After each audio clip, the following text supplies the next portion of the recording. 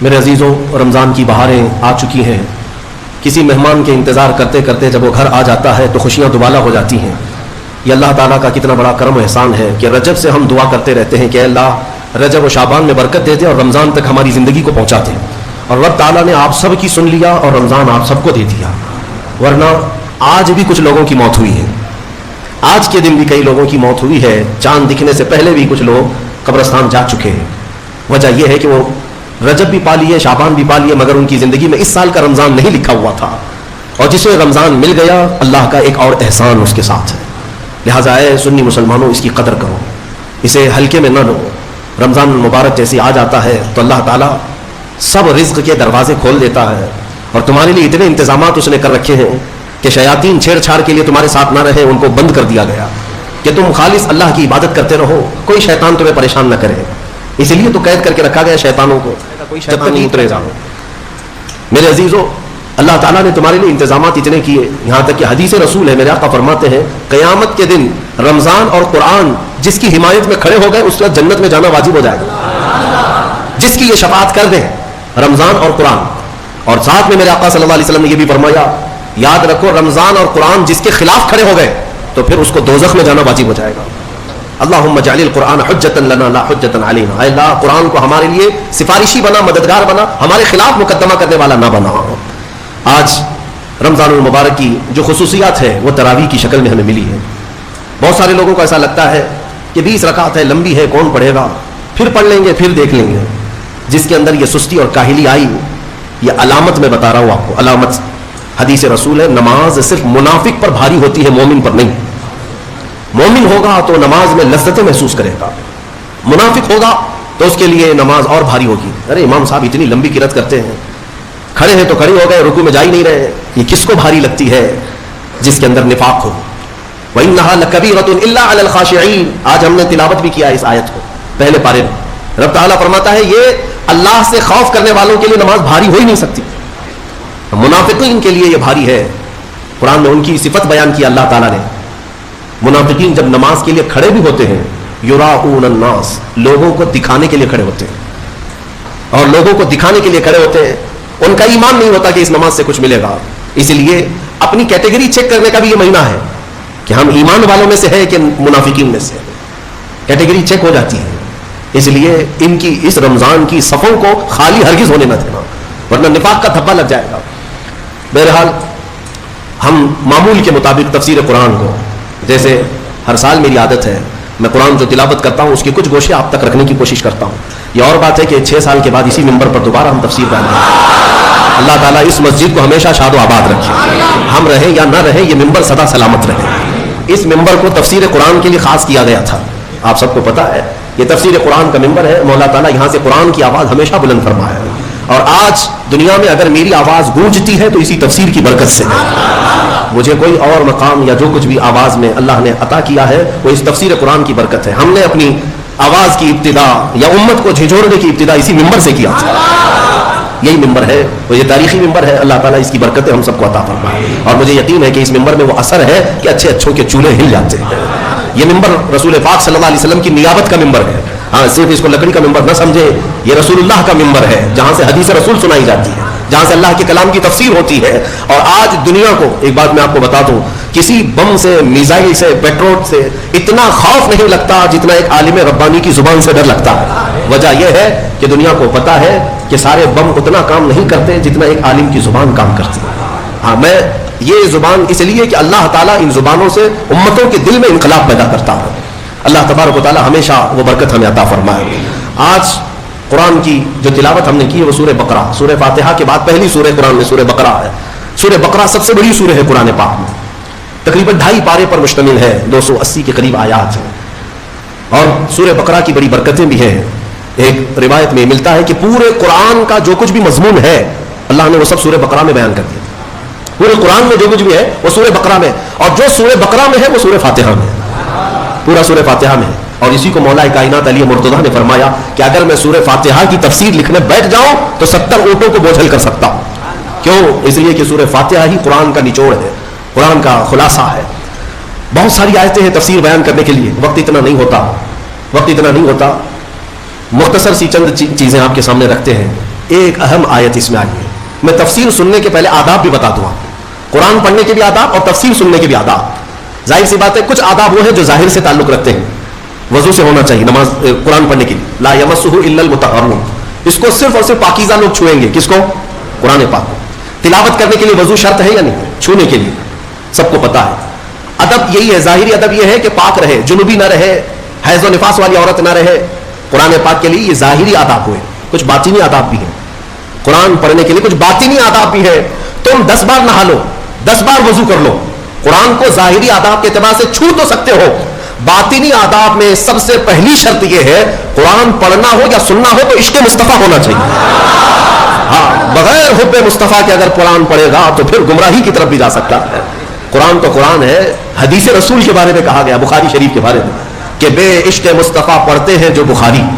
سنا ہے نا آپ نے؟ بے عشق مصطفیٰ جو پڑھتے ہیں بخاری. آتا ہے بخار, ان کو آتی نہیں بخاری. بخار آ جائے گا لیکن بخاری نہیں آئی. جب بخاری کے لیے عشق مصطفیٰ ضروری ہے تو پھر قرآن کے لیے کتنا ہے. اس لیے سب سے پہلی چیز میں آپ کو یہ بتا دوں, قرآن پڑھنا ہے یا سننا ہے, عشق مصطفیٰ شرط ہے. شرط ہے. محمد کی محبت دین حق کی شرط اول ہے. اسی میں ہو اگر خامی تو سب کچھ نامکمل ہے. قرآن کی ایک آیت سنا ہوگا نا آپ نے, لقد جاءکم من اللہ نور, قد جاءکم من اللہ نور و کتاب مبین. مشہور آیت ہے. اللہ فرماتا ہے بے شک اللہ کی طرف سے ایک روشن کتاب. قد جاءکم من اللہ نور و کتاب مبین. بے شک اللہ کی طرف سے ایک نور آیا اور ایک روشن کتاب. ایک نور آیا اور ایک روشن کتاب. توجہ چاہتا ہوں, کیا چیزیں آئی اللہ کی طرف سے؟ ایک نور آیا اور ایک روشن کتاب. نور کون ہے سنیوں کو سمجھانے کی ضرورت نہیں. دوسرے لوگ تعویل کرتے ہیں نور سے مراد وہ ہے, نور سے مراد یہ ہے. ہم تو کہتے ہیں صبح طیبہ میں بٹکا باڑا, صدقہ لینے نور کا آیا ہے تارا. ارے ہمارا مزاج تو یہ ہے, بریلی کے امام نے ہمیں یہ سمجھایا ہے, وہی تو جوبن ٹپک رہا ہے, وہی تو جوبن ٹپک رہا ہے, وہی تو اب تک چھلک رہا ہے. نہانے میں جو گرا تھا پانی کٹورے تاروں نے بھر لیے تھے. یعنی یہ ستاروں کی جو چمک ہے نا, تم کیا سمجھتے ہو؟ سائنٹیفک اعتبار سے کہتے ہیں کہ سورج کی روشنی کھینچ کر رات کو تارے چمکتے ہیں. ہم نے سوال کیا کہ سورج کس کی روشنی کھینچتا ہے؟ سورج کس کی روشنی کھینچتا ہے؟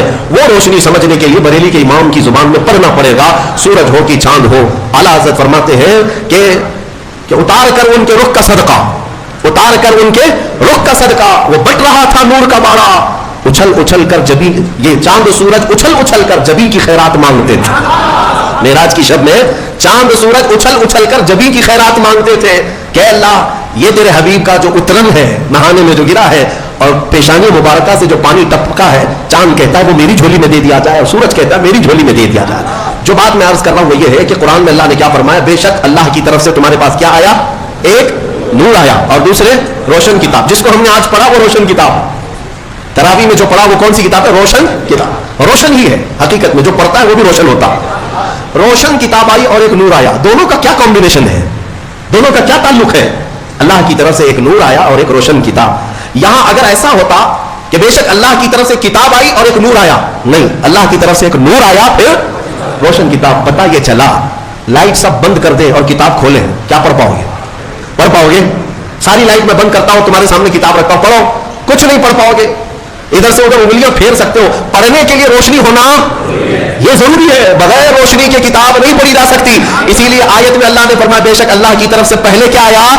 نور آیا, پھر کیا آئی؟ روشن کتاب. اب اس روشن کتاب کے لیے یہ کرنٹ والی لائٹ نہیں, نور مصطفیٰ کی روشنی ضروری ہے. جب نور مصطفیٰ میں پڑھو گے تو اس کتاب سے ہدایت بھی پاؤ گے. الحمدللہ اہل سنت و جماعت کے حصے میں وہ ہدایت آئی کہ ہم عشق مصطفیٰ کی زبان میں قرآن پڑھتے ہیں.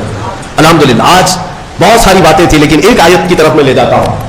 کچھ لوگوں کو قرآن سے ایسی ایسی چیزیں نکالنے کی عادت ہے کہ کہیں حضور کی شان میں کچھ کمی نظر آ جائے کہ حضور پاک صلی اللہ علیہ وسلم کو یہ نہیں تھا, وہ نہیں تھا, ان کو وہی چیزیں ملتی ہیں. حالانکہ قرآن کا مفہوم وہ نہیں ہے, سمجھ کا ان کے قصور ہے. عربی سے نابلد ہے, نا آشنا ہے, کچھ بھی اٹکل پچھو مار کے ترجمے میں گمراہ ہو جاتے ہیں. لیکن قرآن نے آداب سکھائے. توجہ چاہتا ہوں, آج ہم نے ایک آیت پڑھی ہے سورہ بقرہ میں. اللہ تعالیٰ فرماتا ہے یا ایھا الذین آمنوا لا تقولوا راعنا وقولوا انظرنا واسمعوا وللکافرین عذاب الیم.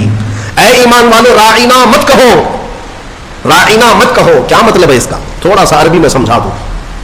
ہوتا یہ تھا کہ رسول پاک صلی اللہ علیہ وسلم جب مجلس میں صحابہ کو درس دیتے, کوئی بات اگر کسی صحابی کو سمجھ میں نہ آتی تو وہ یوں کہتے راعنا یا رسول اللہ. آپ کہتے ہیں نا پارڈن می, پارڈن می.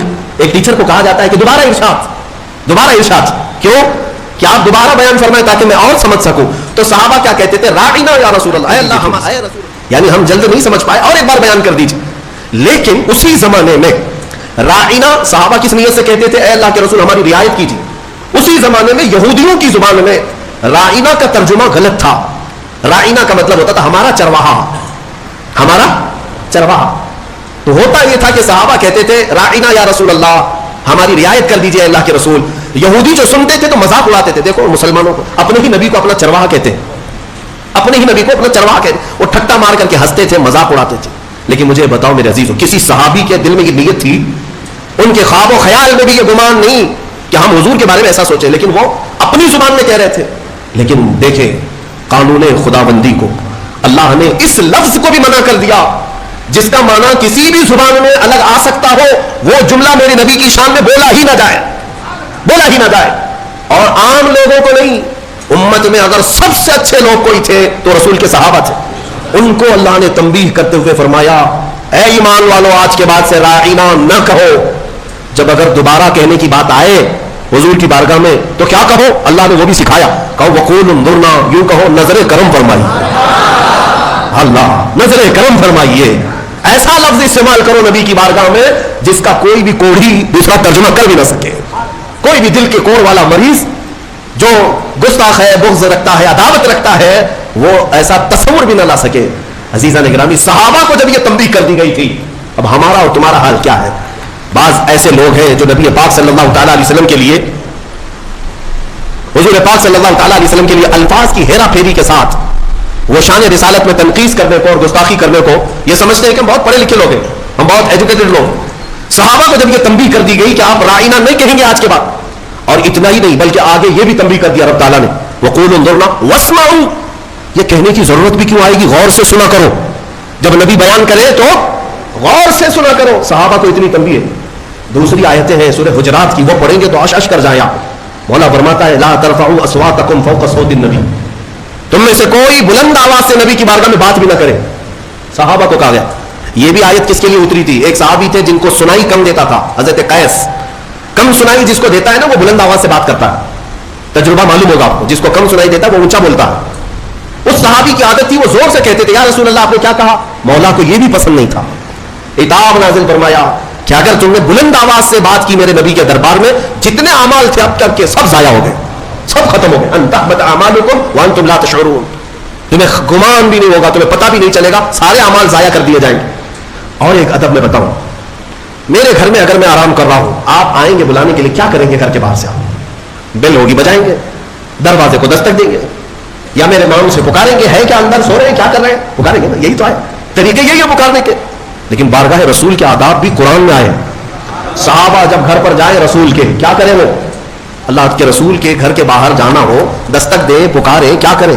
اللہ تعالیٰ فرماتا ہے ان الذین ینادونک من وراء الحجرات اکثرهم لا یعقلون. اللہ رب فرماتا ہے وہ لوگ بے شک جو نبی کے حجرے کے باہر کھڑے ہو کر کے نبی کو پکارتے ہیں, ان میں سے اکثر لوگ عقل والے نہیں ہیں. جو پکارتے ہیں اس میں اکثر لوگ عقل والے نہیں ہیں. ارے اندر والے کو بلانے کے لیے کیا کہنا پڑے گا, کیا کہنا پڑے گا, پکارنا تو یہ. لیکن مولا فرما رہا ہے وہ عقل والے لوگ نہیں ہیں جو حجرے کے باہر کھڑے ہو کر کے حضور کو پکار رہے ہیں. تو پھر کیا قرآن سکھاتا ہے وَلَوْ أَنَّهُمْ صَبَرُوا حَتَّى تَخْرُجَ إِلَيْهِمْ لَكَانَ خَيْرًا لَهُمْ. رب فرماتا ہے ادب یہ ہے, لوگوں کو چاہیے کہ وہ دروازے کے باہر جا کر خاموش کھڑے رہے, میرا رسول خود باہر ہے. ارے نادانوں پوچھو, رسول دروازے بند اندر بیٹھ کر باہر کون کھڑا ہے کیسے جانتے ہیں؟ یہی عقیدہ بریلی کے امام نے ہمیں دیا. اور کوئی غیب کیا تم سے نہاں ہو بھلا, جب نہ خدا ہی چھپا. رسول پاک کو خبر تو ہے کہ دروازے کے باہر کون کھڑا ہے, اسی لیے قرآن کہہ رہا ہے جاؤ تو ہاتھ باندھ کر کھڑے رہو, بس میرا رسول خود ہی باہر آئے گا. پکارنے کے لیے ہم اور آپ ہیں, ہم مجھے پکارو, ہو سکتا ہے مجھے پتہ ہی نہیں باہر کون ہے, لیکن رسول کے لیے نہیں. ایک صحابی آئے, وہ دعا کرانے کے لیے آئے تھے گھر سے, غریب تھے, تنگ دست تھے, ان کے ماں باپ کا انتقال ہو گیا تھا. یہ سوچ کر کے گھر سے نکلے آج میرے والدین کی مغفرت کی دعا کراؤں گا اور میری غریبی دور ہو جائے, تنگ دستی دور ہو جائے, اس کے لیے حضور سے سفارش کروں گا. آئے لیکن دیکھا مجمع ایسا حضور کو سمیٹے بیٹھا ہے, بڑے بڑے صحابہ سامنے, ان کو جانے کی ہمت نہیں ہوئی, دور بیٹھے رہ گئے. اثر سے مغرب تک انتظار کیا, موقع نہیں ملا. مغرب کی اذان ہوئی, نماز کے لیے میرے آقا تشریف لائے. نماز کے بعد پھر حضور بیٹھے, لیکن بڑے بڑے صحابہ نے گھیر لیا. یہ غریب صحابی تھے, دور کھڑے رہ گئے, کہاں پھلان پھلان کر کے جاؤں گا, پیچھے کھڑے رہے. عشاء کی اذان ہو گئی, عشاء تک موقع نہیں ملا. عشاء کی نماز پیچھے پڑے اور عشاء کے بعد میرے آقا صلی اللہ علیہ وسلم سیدھے اپنے گھر میں جاتے تھے. اب بیٹھک نہیں ہوتی تھی. اب عشاء کی نماز کے بعد حضور اپنے حجرے کی طرف نکلے. یہ صحابی کہتے ہیں میں نے سوچا موقع تو آج دن بھر نہیں ملا, ہاتھ باندھے پیچھے پیچھے چلتے رہے. حضور اپنے دروازے پر پہنچ گئے اور پیچھے مڑ کر کہتے ہیں جا اللہ تیری غریبی دور کرے, تیرے ماں باپ کی مغفرت کرے. کس نے کہا میرے نبی سے, کس نے کہا میرے عزیزو. اسی لیے تو ہمارا عقیدہ یہ ہے کہ وہ دلوں کی بھی سنتے ہیں, اس کی بھی سنتے ہیں جسے بولنا نہیں آتا. وہ لکڑیوں کی جب سنتے ہیں, ہرن کی جب سنتے ہیں, تو امتیوں کی کیوں نہیں سنیں گے. ہم یہاں سے پکارے وہ وہاں سے سنے, مصطفیٰ کی سماعت پہ دور و نزدیک کے سننے والے وہ کان کانے لالے کرامت پہ. اسی لیے سنیے, میں کہتا ہوں کہ تفسیر بھی سننا ہو تو عشق مصطفیٰ کے ساتھ سنو. مزہ ہی کچھ اور ہے کہ اپنے نبی کو چھوڑ کر محفل کون سی ہوتی ہے. رسول جس محفل میں نہ ہو تو محفل کہاں ہے, اسے محفل نہیں کہا جاتا. بلے شاہ میاں رحمۃ اللہ علیہ بڑے صوفی بزرگ ہے, وہ کہتے ہیں جس دل میں حضور کی یاد نہ ہو اس دل میں کتے بستے ہیں. کتے ہوتے ہیں, جانور بستے ہیں. حقیقت ہے دل اسی کو کہتے ہیں جس میں حضور کی یاد آئے. دل ہے وہ دل جو تیری یاد سے معمور رہا, سر ہے وہ سر جو تیرے نام پہ قربان گیا. ہاں, دل اور سر وہی ہے جو حضور کے لیے, حضور کے لیے نہ ہو تو پھر یہ کدو کا ایک ٹکڑا ہے اور دل جو ہے سینے کے اندر وہ گوشت کا ایک چھترا ہے اور کچھ نہیں. ہاں بس ان کی حیثیت اتنی ہے, دونوں کندھوں کے بیچ میں ایک کدو کا ٹکڑا ہے اور سینے کے اندر گوشت کا ایک چھترا ہے. اسے دل مت کہنا اور اسے سر مت کہنا. دل کہنے کے لیے ضرورت اس بات کی ہے کہ دیکھو پہلے اس میں حب مصطفیٰ ہے یا نہیں. سر کہنے کے لیے ہر ایک کو سر مت کہنا, بلکہ اعلیٰ حضرت فرماتے ہیں سر صرف وہی ہے جو ان کے قدموں پہ قربان ہونے کو تیار ہے, وہی سر ہے. بہرحال آج کی اس تفسیر میں ہم نے بارگاہ رسول کا ادب پڑھا ہے. اس لیے میرے عزیزوں, حضور پاک صلی اللہ تعالیٰ علیہ وسلم کو چھوڑ کر دنیا کا کوئی علم نہیں ہے, کوئی علم نہیں. واللہ اعلیٰ حضرت فرماتے ہیں ذکر خدا بھی جو ہے اللہ کا ذکر کرنے کے لیے جب بھی کھڑے ہوں گے, اگر اس میں مصطفیٰ کا ذکر نہیں آیا تو اسے ذکر خدا کہا ہی نہیں جائے گا. ذکر خدا ہی نہیں ہو. ذکر خدا جو ان سے جدا چاہو نجدی ہو, واللہ ذکر حق نہیں کنجی سقر کی ہے. فرماتے ہیں یہ جہنم کی چابی ہے حضور کا ذکر چھوڑ کر کے اگر تم کہتے ہو بخدا خدا کا یہی ہے در, نہیں اور کوئی مفر مقر. اس کو میں سمجھاؤں آپ کو. اعلیٰ حضرت فرماتے ہیں مفر کا مطلب ہوتا ہے بھاگنے کی جگہ, اور مقر کہتے ہیں ٹھہرنے کی جگہ. حضور کو اگر چھوڑو گے تو نہ بھاگنے کی جگہ ہے نہ ٹھہرنے کی جگہ, ہبلی میں نہیں پوری دنیا میں. ہاں, نہ بھاگنے کی جگہ ملے گی نہ ٹھہرنے کی جگہ ملے گی حضور کو اگر چھوڑو گے. اگر کوئی یہ سمجھتا ہے نا ہمارے پاس جگہ ہے ہمارے پاس کس کے, ہاں پی ایم کے چرنوں میں ہے, سی ایم کے چرنوں میں ہے ہمارے پاس جگہ, تو جتنے دن راج کرنا ہو 4 دن کی چھاندنی ہے. پھر دیکھنا ایک وقت آئے گا جب تمہاری روح قبض ہوگی, سامنا میرے مصطفیٰ کا کرنا ہوگا, اور پھر ملائکہ تمہیں بتائیں گے, اور قیامت کا دن تو یہ حساب کا ہوگا. دیکھنی ہے حشر میں عزت رسول اللہ, وہاں کسی کی نہیں چلنے والی, کسی کی نہیں ہے. خلیل اللہ کو بھی حاجت رسول اللہ. عزیزان گرامی وقار, بخدا خدا کا یہی ہے در, نہیں اور کوئی مفر مقر جو وہاں سے ہو یہی آ کے ہو, جو یہاں نہیں تو وہاں نہیں. تفسیر قرآن کے لیے بھی حضور پاک صلی اللہ تعالیٰ علیہ وسلم کی محبت شرط ہے, شرط ہے. حضور کو چھوڑ کر ایک ابھی سوشل میڈیا میں گمراہی پھیلانے والے کئی ایسے موسمی کیڑے آتے رہتے ہیں, اور آج مجھے جوانوں کو بتانا اس لیے بھی ضروری ہے کہ اپنا آدھا دین جو ہے سوشل میڈیا پر ہی سمجھ بیٹھے. ہاں, ان کا سب سے بڑا استاد تو علامہ گوگل ہے. مولانا گوگل سے پوچھیں گے, نام بھی اسی سے پوچھیں گے, مسئلے بھی اسی سے پوچھیں گے, اور گوگل صاحب سب بتا دیتے ہیں. تو جس کا استاد گوگل ہے وہ سنے, وہ سنے. ہر چیز اس میں جو آ جاتی ہے وہ صحیح نہیں ہوتی. ہاں, شہد دکھائے زہر پلائے, قاتل ڈائن شوہر کچھ, اس مردار پہ کیا للچانا دنیا دیکھی بھالی. اعلیٰ حضرت نے اس کی بہت پہلے تشریح کر دی تھی. یہ وہ دنیا ہے جو تمہیں شہد دکھاتی ہے اور زہر پلاتی ہے. کچھ لوگ ایسے آئے ہوئے ہیں اس میں. ایک شخص آیا, وہ کہتا ہے کہ صرف قرآن, اس میں کسی حدیث کی ضرورت نہیں, حدیث لینا ہی نہیں ہے, نہ بخاری نہ مسلم نہ ترمذی نہ ابو داؤد نہ نسائی نہ ابن ماجہ نہ مشکات, کوئی حدیث نہیں چاہیے, قرآن نہیں چاہیے, صرف قرآن. قرآن سے ہمیں یہ خبر ملی, کچھ نوجوان اس میں بہکتے چلے گئے, ہاں قرآن ہی تو سب کچھ ہے, بیان ہم نے قرآن میں اتار دیا ہے, کوئی خشکی تری چھوڑا ہی نہیں, سب کچھ قرآن میں ہے, تو پھر حدیث کی کیا ضرورت. وہ شک ڈالتے ہیں, ارے ظالم تو یہ تو بتا یہ قرآن اترا کس پہ ہے, یہ قرآن کہاں سے آیا, کون بتایا یہ آیت ایسی ہے. حضور کو چھوڑے گا تو ایک آیت بھی تجھے نہیں ملے گی. قرآن کس نے سنایا؟ ارے حضور پر وہی اترتی تھی, حضور سنائے صحابہ کو تو قرآن لکھا گیا. اگر حضور بیان نہ کرتے تو کیا قرآن آتا؟ آج نبی پاک کو چھوڑ کر کچھ لوگ یہ کہتے ہیں کہ کسی حدیث کی ضرورت نہیں, صرف قرآن, صرف قرآن.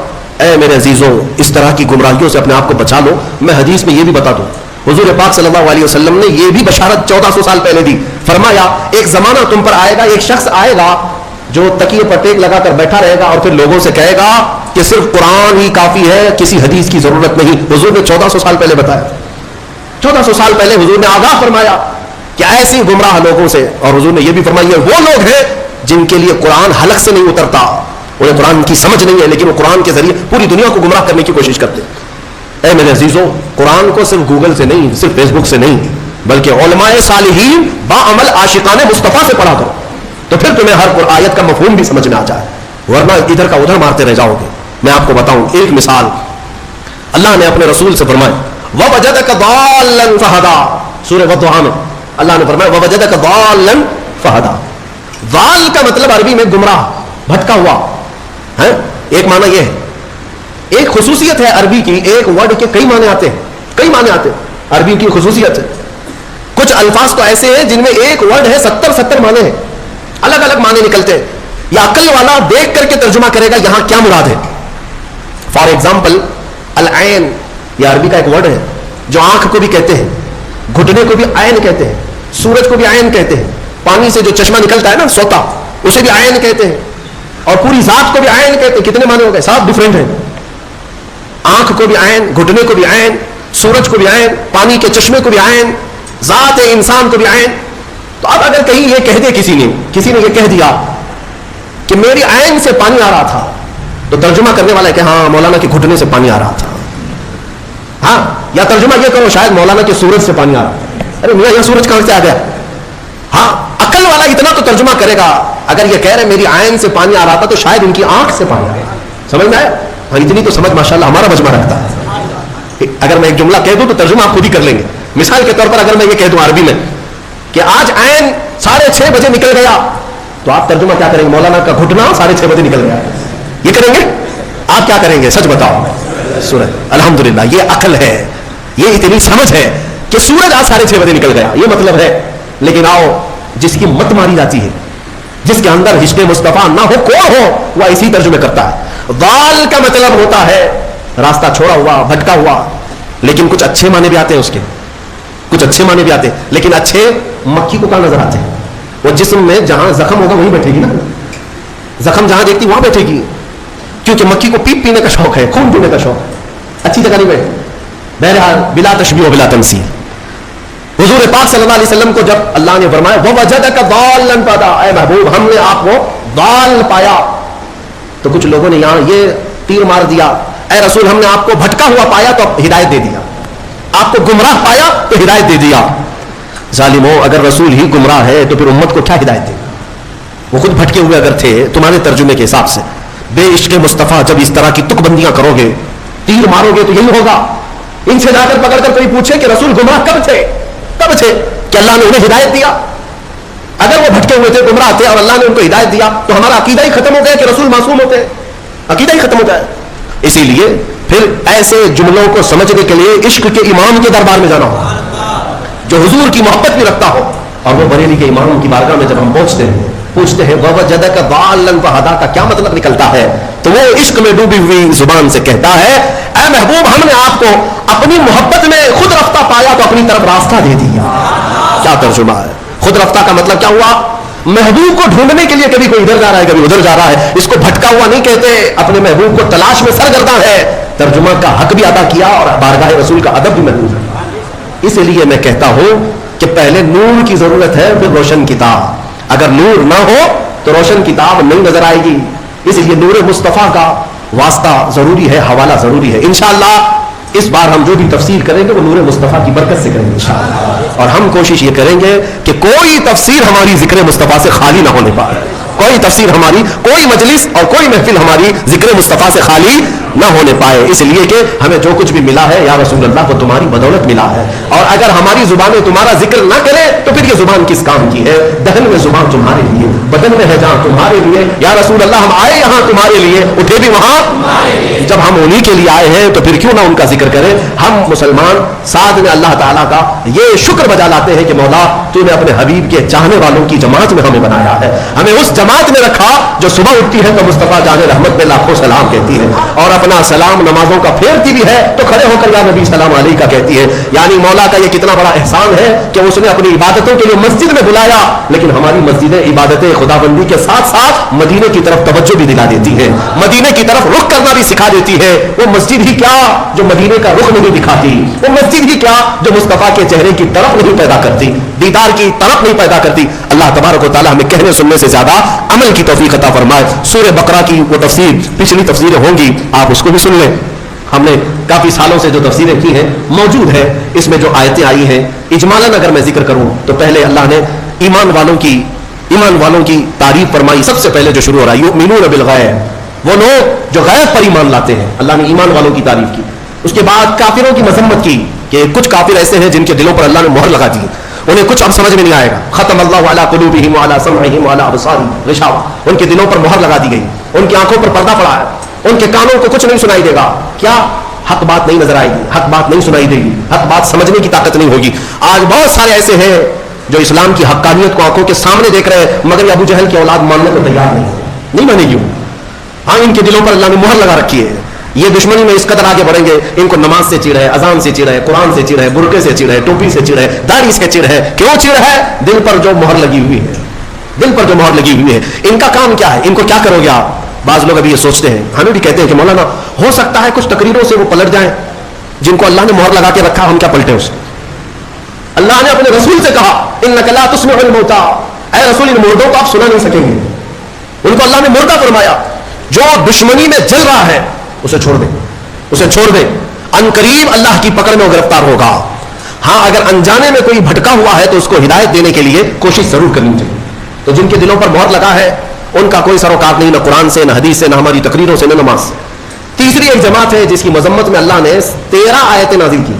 5 آیتیں مومنوں کی شان میں, 2 آیتیں کافروں کے لیے, 13 آیتیں ایک جماعت کے لیے آئی. وہ کون سی جماعت ہے میاں؟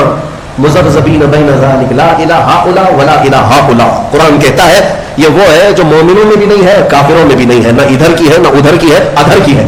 اعلیٰ حضرت نے بھی فرمایا نہ ادھر کی ہے نہ ادھر کی ہے بلکہ ادھر کی ہے. یہ منافقین کی جماعت ہے. منافقین کی مذمت میں اللہ نے 13 آیتیں بیان کی اور اللہ نے ان کی صاف صفتیں بیان کی ہے. کیا کیا کر, جب مال ملنے لگتا ہے تو کہتے ہیں ارے یہی تو حق مذہب ہے, ہاں اسی میں چلنے لگ جاتے ہیں, دوڑنے لگ جاتے ہیں. جہاں اسلام پر کوئی مصیبت آئی, کہا ہم پہلے بولتے نہیں تھے یہ بہت ڈینجر راستہ ہے, یہ بہت ڈینجر راستہ ہے. ہاں, ہم سے بہت سارے لوگ یہ کہیں گے ابھی اچھا چل رہا ہے, ارے مولانا کیا کہتے ہیں آپ, بہت اچھا ہے, بہت اچھا ہے. اور کبھی اگر ہمارے اوپر کوئی پکڑ آئی یا کوئی مصیبت میں نازل آئے, ہم پہلے کہتے تھے مولانا بہت بولتا تھا, پہلے ہی بولتے تھے ہم, کیا ضرورت تھی, گھر میں بیٹھنا چاہیے تھا. مدینے کے کچھ منافقین جنگ احد کے بارے میں بھی ایسے کہنے لگے. جب مسلمانوں کو شکست ہوئی جنگ احد میں تو واویلا مچائے, ہم پہلے ہی بولتے تھے نہیں جانا چاہیے تھا, ارے اپنے پاس اتنا ہتھیار نہیں, کچھ نہیں ہے, کیا ضرورت تھی جانے کی. یہ منافقین کی جماعت, ان کی اللہ نے صفات بھی قرآن میں بیان کر دی. اور میں کہتا ہوں میرے عزیز, میں نے اپنی ایک تفسیر میں کہا بھی تھا, یہ چوہے ہیں, چوہے اپنی جماعت میں, یہ چھپے ہوئے چوہے ہیں. یہ غدار لوگ جو ہوتے ہیں یہ کرتے کیا ہیں, سیم چوہا گھر میں جو رہتا ہے چھوٹا ہوتا ہے لیکن بڑی بڑی تار کاٹ دیتا ہے. کبھی کرنٹ کی تار کاٹ دیا, کبھی گیس کی پائپ لائن کٹ کر دیا, کرنٹ کی تار کھا جاتا ہے تو بجلی سپلائی بند, لائٹ بھی نہیں چل رہی, کچھ بھی نہیں ہو رہا. اور گیس کی پائپ کھا جاتا ہے کبھی تو گیس لیک ہوتا ہے, گھر بھی جل سکتا ہے تو چوہا چھوٹا لیکن تار کاٹ دیتا ہے, تار کاٹ دیتا ہے. منافق یہی ہے, گھر کے اندر رہتا ہے, مین تار کاٹتا ہے کہ مدینے سے بجلی سپلائی آ ہی نہ سکے, پاور پہنچ ہی نہ سکے, تار کاٹ دو. مومنوں کو اسلام سے جڑی ہوئی جو شناختیں ہیں یہ کاٹ دیتا ہے. اور منافقین سے بچنے کے لیے کرنا کیا چاہیے, کیا کرو گے, کیسے پہچانو گے ان کو؟ جماعت کے اندر جو موجود ہوتے ہیں غدار منافقین, جو اپنی قوم کو بیچ آتے ہیں, ان کی داڑھی ٹوپی سفید جبے کبے پر مت جانا, ہاں یہ کوئی علامت نہیں ہے ایمان والوں کی. منافقین جو دین کو بیچ آتے ہیں ان سے بچنے کے لیے سیم وہی تھیوری ہے. گھر میں چوہے کو بھگانے کے لیے کیا کرتے ہیں, دوا نہیں میں, دوا مارنے کی سب دوا نہیں ہوتے, دوا زہریلی ہوتی ہے, آپ کو بھی اثر کر جائے گی. سمپل سی بات ہے, بلی پال لو. کیا کرتے ہیں, بلی پالتے ہیں. اور بلی کیا ہے, سارے چوہوں کو پکڑ لے گی کیا, نہیں پکڑے گی. میاؤں میاؤں کہتی ہے تو چوہے بھاگ جاتے ہیں. بلی کی آواز سے چوہے نہیں آتے. ہمارے بزرگوں نے فرمایا اسی طرح یہ چھپے ہوئے غدار اور منافقین جو چوہے ہیں تمہاری جماعت کو کاٹتے ہیں, ان سے دور, ان کو دور بھگانے کے لیے علماء صالحین اور عاشقین کو اپنی جماعت میں رکھا کرو. ہاں, محلے میں, ہر آبادی میں وہ عالم برحق ہونا چاہیے جو رسول پاک کا عشق رکھتا ہے. وہ میاؤں میاؤں کرتا رہے گا, یہ چوہے بھاگتے رہیں گے. ہاں, ان سے تمہاری حفاظت ہوگی. عزیزان گرامی, منافقین کی مذمت میں اللہ نے 13 آیتیں بیان کی. اس کے بعد اس بارے میں آدم علیہ السلام کی تخلیق کا ذکر ہے, موسیٰ علیہ السلام کی امت کا ذکر ہے, اور سورہ بقرہ جس وجہ سے یہ ہوئی ہے نام اس کا, وہ پورا واقعہ موجود ہے. بنی اسرائیل میں ایک گائے کو ذبح کیا گیا تھا. اب ظاہر سی بات ہے گائے کے ذبح کی تفسیر بیان کروں گا تو کچھ لوگوں کو لگے گا ہاں کہ یہاں پر بھی آتنک والی زبان استعمال کی جا رہی ہے. ارے اس پر تو بینڈ ہے, بنی اسرائیل میں بینڈ نہیں تھا. بنی اسرائیل کی بات کر رہا ہوں. مولانا ابھی اگر یہ گائے کے ذبح کی بات کر رہے ہیں تو آپ کو معلوم ہونا چاہیے یہ پچھلے 2 سال کی پہلے کی بات ہے, مجھے خواب و خیال میں بھی نہیں تھا. سورہ بقرہ کی ہم تفسیر کر رہے ہیں, کوئی صاحب کہہ رہے ہیں گائے پر تو بند ہے نا. ارے میاں بنی اسرائیل میں بند نہیں تھا, وہ 4000 سال پہلے کی جماعت ہے ان کے زمانے میں, اور وہ بھی کھانے کے لیے نہیں, وہ تو حضرت موسیٰ علیہ السلام کا ایک معجزہ ظاہر کرنا تھا. ایک آدمی قتل ہو گیا تھا, مرڈر ہو گیا تھا, اس کو کس نے مارا یہ معلوم کرنا تھا. تو اللہ تعالیٰ کی حکمت ہے, اللہ نے اس قوم کو حکم دیا موسیٰ علیہ السلام کی زبان کے ذریعے سے, جاؤ ایک گائے ذبح کرو. اور وہ گائے بھی کیسی, جو کسی کھیت میں نہ جوتی ہو, نہ کسی نے اس کو خود سے پالا ہو, وہ اپنے آپ سے پلی ہو, اور کلر بھی اس کا نہ سفید نہ کالا بلکہ پیلے کلر کی ہو, بچی بھی نہ ہو بوڑھی بھی نہ ہو, بالکل جوان ہو. ایسی گائے کہاں ملے گی؟ بنی اسرائیل ڈھونڈ ڈھونڈ کر کے لائے, وہ بھی بڑی قیمت میں. کتنی قیمت؟ گائے کے وزن کے برابر سونا اور چاندی دے کر ایسی گائے لے کے آئے. یہ تفصیلی واقعہ ہے. اس گائے کو ذبح کر کے اس کی دم لے کر وہ مرے ہوئے آدمی کو مارا گیا, وہ زندہ ہو گیا, اور اس نے بتایا مجھے کس نے قتل کیا, میرے چچیرے بھائی نے مجھے مارا مال کی لالچ میں, اور وہ زندہ ہوا, بتایا اپنے قاتل کو اور پھر مر گیا. بس اتنا کام تھا. یہ جو پورا واقعہ ہوا ہے اسی کا ذکر اس پارے میں آیا, جس کی وجہ سے اس سورے کا نام سورہ بقرہ رکھا گیا ہے. سورہ بقرہ, بکرا نہیں, بکرا جو ہے یہ مینڈے دمبے کو کہتے ہیں, بقرہ ہے, بکرا گائے کو کہتے ہیں. اللہ تبارک و تعالیٰ اس سورے کی برکتیں ہم سب کو عطا فرمائے, قرآن کو صحیح سمجھ کر پڑھنے کی توفیق عطا فرمائے, تلاوت کے آداب تفسیر کے آداب ملحوظ رکھنے کی ہمیں توفیق عطا فرمائے. مولا اس رمضان کو ہم سب کے لیے برکتوں اور رحمتوں والا بنا دے.